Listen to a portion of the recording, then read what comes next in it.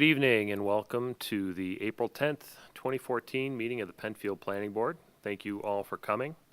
Like all our meetings, we will start off with the Pledge of Allegiance.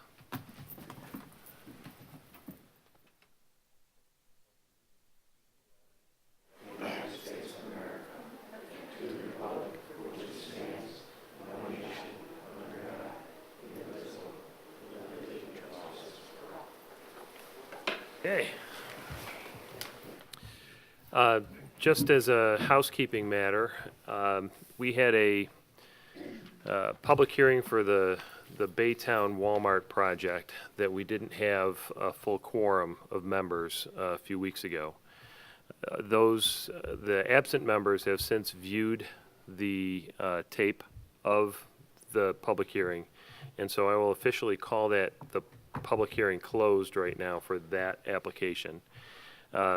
But that doesn't mean that we're not still accepting public comments via email, snail mail, and phone calls and visits and whatnot. So please feel free to keep that information coming, but I needed to officially call that closed.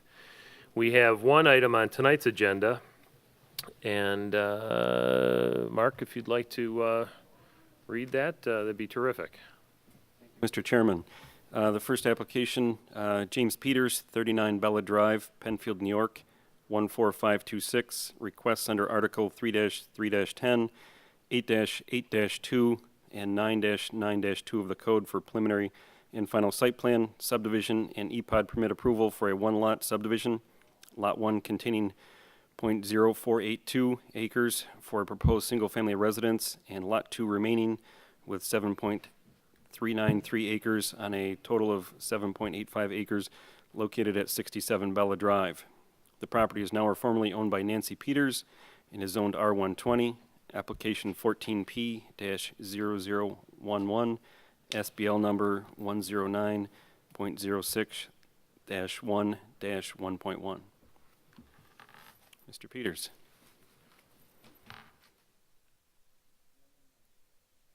One question before I get going. Mr. Hetzke, are you related by any chance to that famous female basketball player for the Patriots, Margot Hetzke? Why, yes, I am. What would that be? I'm her father. Oh, congratulations. Well, thank you. Thank you. What a wonderful player. Anyhow, this is a fairly simple quest tonight. We're asking for a single lot subdivision. This is the overall map plan. This entire area was developed about in the 60s. I put my lot here and my house in the mid-70s, and the rest has been vacant. Right to the north of this, at this line here, is Crown Point, the owners of Crown Point Subdivision, which has an entry on Plank Road. So again, this is meets all requirements for R120 zoning, a single lot subdivision. Bella Drive ends down here, ends in a kind of a modified cul-de-sac, a half moon, if you will. And the drainage for the entire subdivision, storm drainage, ends at the end of Bella Drive, goes into a drainage ditch which proceeds north, meets another drainage ditch, and eventually goes into Tufa Glen. That's basically it. It's not encumbered, no variances are requested. And once the single lot subdivision is approved, I have a buyer that wishes to put a house on this. His name is Dale Chambry. He'll probably speak later if you have any additional questions. And that's why we're asking at this time for a final approval for that single lot subdivision. At this time, I find it might be best to go through the comments. If whatever you like, I'm kind of new at this. I've never made a presentation to the planning board before, so any help you can give me would be greatly appreciated. My guess is you have a little bit of experience on one side of this or the other. Doug, do you have, this is your Let me just add, I did put in my comments to the PRC. I set that down in front of you. And one of the things the Conservation Board came in with last week, they would like to see a tree saved. There's a clump maple, and I presented 2 pictures, one with a close-up at the trunk, and one from a distance away. You can see my neighbor, Mr. Mamino's house in the background. That's the yellow house. Anyhow, it's a typical silver maple. It looks probably more grandiose than it really is. It's both a close clump and a couple of trees really close to it. The problem with saving it is twofold. The one problem is it may interfere with the connection of the sanitary sewer. As you can see, there's a sanitary sewer right here. If we went to the detail plan, the clean out for the sanitary sewer is right in this corner here. This tree exists here, where you can see a proposed driveway, and I think Mr. Chambray would like to tell you why that driveway is proposed there. Secondly, it's a kind of a debris-laden piece of land right now, and a serious amount of grading is going to have to be done to bring it in. So the majority of the trees, if not all of them, are going to have to be removed. Now, this was basically naked from about the 60s, and this is growth that's come up from the 60s. This particular tree is kind of on the edge, so it's a little bigger than the rest. The only other thing I would like to question or bring up maybe before your questions is the town had originally indicated that they wanted this cul-de-sac presentation. It's kind of a half-round cul-de-sac. It's fairly acceptable right now. The town added on a section of it a few years ago. It doesn't have any easement on it now. The town never bothered getting an easement. They just keep adding it onto it whenever they want. They suggested that that be ripped out at our expense, of course, and then a hammerhead be put in.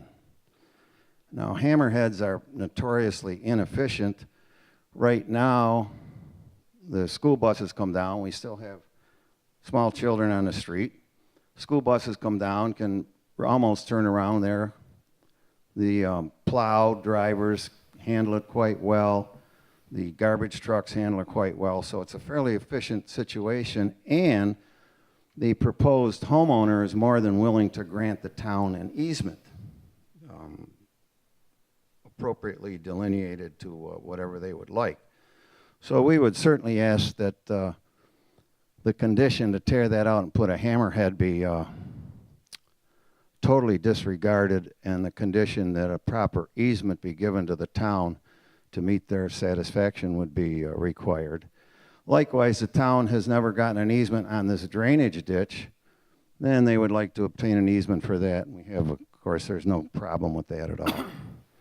Those are the only specific questions I would like to address, and any more if you have any. So, about the hammerhead turnaround, that seems like one of the... Say that again? The hammerhead turnaround that the PRC was requesting. They had no indication. Were they... I would suspect that it'd have to come all the way down here. Right, onto the next property over there, which I think yeah, across you the also... street, Mr. Marchese lives there, and it'd either have to be lopsided to go from here this way, or it'd have to come all the way down here and go on both. Don't know. They gave me no indication. That property, well, all of that property beyond that point is Sure. is part of your... Yeah. What you own. Is there a grading problem in that area, or what? There's no grading problem. There's no significant grading problem in this area. It's fairly level to probably a few feet past Mr. Marchese's lot, and then it starts falling off. What do you see as a problem as far as putting the hammerhead in there? Lots of money, unnecessarily. Okay. Again, the town wants us to do it at our expense for something they put in with no agreement and have no easement for. So I don't quite understand that. plus a proposed buyer is more than happy to maintain this and give an easement to the town to make it official.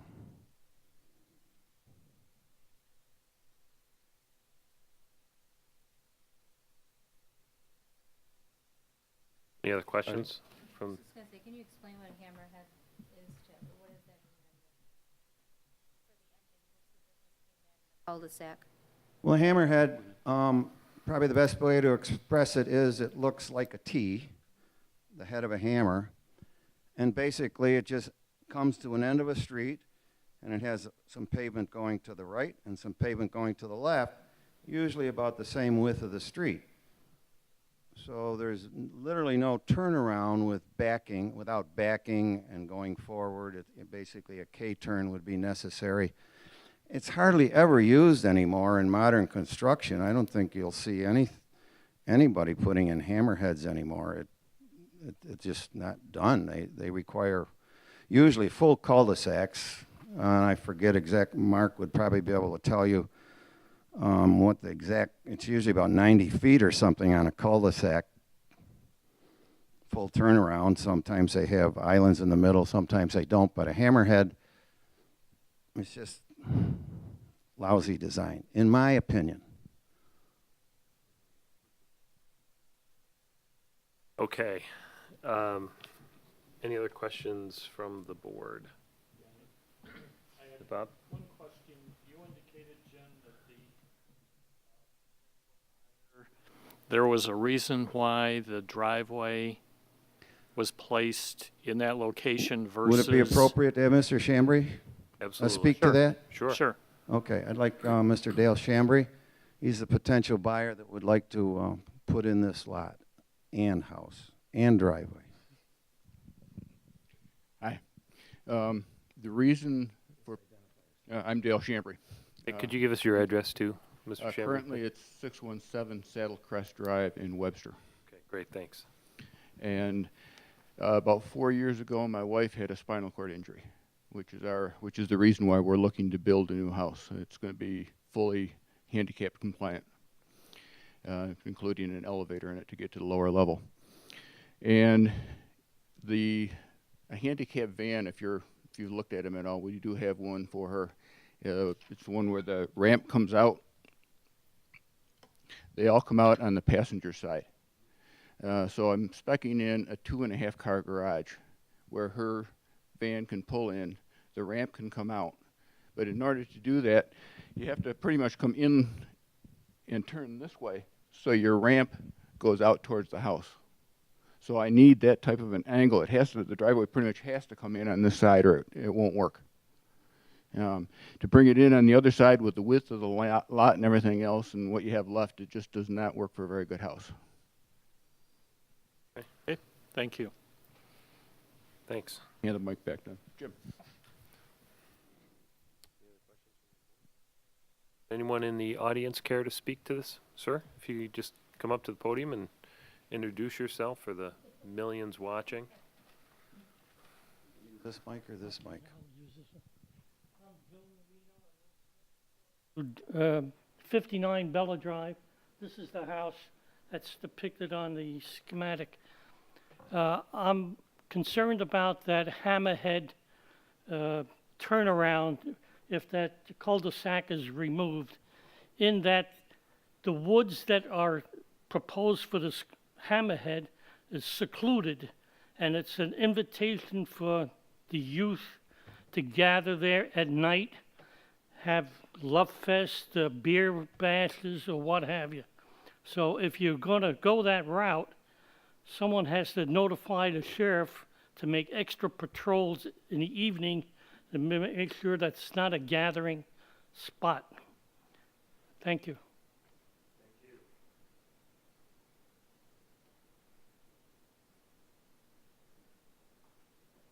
Anyone else in the audience care to speak or comment on this? Anyone else on the board? Mr. One Peters, final, I you- would hope that the board could act rapidly, since this is the only thing on the agenda, and approve these two items with a minimum of conditions. Oh, yeah, I think that's all we need. I didn't bring my engineering scale in case we had to measure anything. Okay. Mark made me do that. Thanks, I'm glad you were prepared. Okay, thank you for coming, and we'll call this hearing closed and adjourn to the back of the auditorium.